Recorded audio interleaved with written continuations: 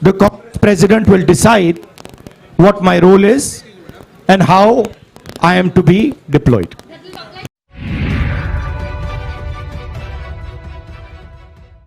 नमस्कार, इन खबर में आपका स्वागत है।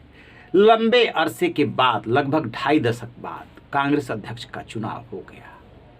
मल्लिकार्जुन खड़गे को 7,897 वोट मिले और उनके विरोध में खड़े शशि थरूर को 1,072 वोट मिले। कांग्रेस की कोशिश थी कि किसी भी सूरत में इस चुनाव में कड़वाहट न बढ़े। इस मकसद में काफी हद तक वो कामयाब रही, लेकिन साथ में यह भी संदेश रहा पहले ही दिन से कि मल्लिकार्जुन खड़गे ही गांधी परिवार की पसंद है। यही वजह है कि उनको इतने वोट मिले हैं और उनको समर्थन मिला है। अब इसके बाद क्या चुनौतियां हैं खड़गे के सामने, और चुनौतियां, चुनाव और चुनौती आपस में जुड़ी हुई है, उनको थोड़ी देर के लिए किनारे कर दीजिए। संगठन की क्या चुनौती है? राहुल गांधी ने इनकी जीत के बाद इनको बधाई दी है और बताया है कि किस तरह से उनकी अपनी सोच है, एक डेमोक्रेटिक, क्योंकि वो कांग्रेस पार्टी के अध्यक्ष चुने गए हैं। और साथ में वो ये भी बोल रहे हैं कि उनकी भूमिका, यानी राहुल गांधी की भूमिका भी अब खड़गे ही तय करेंगे, क्योंकि राहुल गांधी की ही ये जीत थी कि गांधी परिवार से बाहर का अध्यक्ष होगा। यदि राहुल गांधी तैयार हो गए होते तो खड़गे अध्यक्ष नहीं बनते। The Congress president is the supreme authority in the Congress party, and every Congress member reports to that person. My role, of course, I cannot comment on Congress president's role. That is for Mr. Kharge to comment on. I am very clear as far as my role is concerned. The Congress president will decide what my role is and how I am to be deployed. As far as the Congress party is concerned, the final authority in the Congress party is the Congress president, and we will have a new Congress president, and that gentleman will decide exactly how the Congress party moves forward. बहरहाल राहुल गांधी अपने stand पे अड़े रहे। क्या यह संभव है कि मल्लिकार्जुन खड़गे स्वतंत्र रूप से काम कर पाए, गांधी परिवार से उन्हें किसी मामले में पूछने की जरूरत नहीं पड़े? लगता तो नहीं है। ऐसा कैसे संभव है? क्योंकि उन्हें कांग्रेस को चलाने के लिए गांधी परिवार की मदद की जरूरत होगी। इसलिए राहुल गांधी बेशक ये कह रहे हैं कि उनकी भी भूमिका मल्लिकार्जुन खड़गे को ही तय करना है, क्या काम लेना चाहते हैं, कैसे काम लेना चाहते हैं। लेकिन हकीकत में जो है, मल्लिकार्जुन खड़गे 10 जनपद की तरफ देखते नजर आएंगे। खैर, थोड़ी देर के लिए मान लेते हैं कि वो गांधी परिवार को विश्वास में लेकर के काम करेंगे, उनसे पूछ करके डिसीजन लेंगे, जैसा कि पहले से ही अंदेशा जताया जा रहा है। लेकिन उससे बड़ी चुनौती है संगठन को मजबूत करना। जो कांग्रेस पार्टी इतने लंबे समय तक सत्ता में रही, उस कांग्रेस पार्टी का जो संगठन है वो जर्जर हो चुका है। कार्यकर्ताओं का मोराल डाउन है। एक के बाद एक चुनाव कांग्रेस हारी है।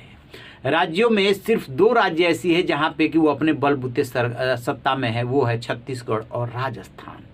झारखंड में है, गठबंधन में है। पंजाब एक बड़ा राज्य था, वो हाथ से निकल गया।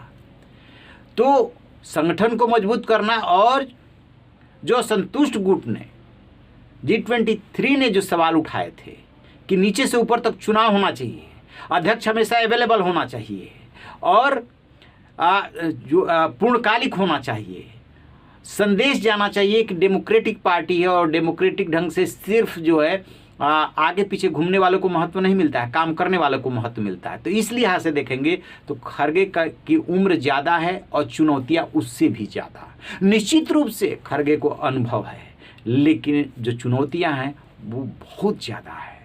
उनका लिटमस टेस्ट होगा कि वो कितना सुलझा पाते हैं, क्योंकि जैसे ही चुनाव में हार मिलेगी, आलोचना शुरू हो जाएगी। वो भी इस बात को जान रहे हैं, समझ रहे हैं। बात सिर्फ इन्हीं 2 राज्यों के चुनाव तक नहीं है।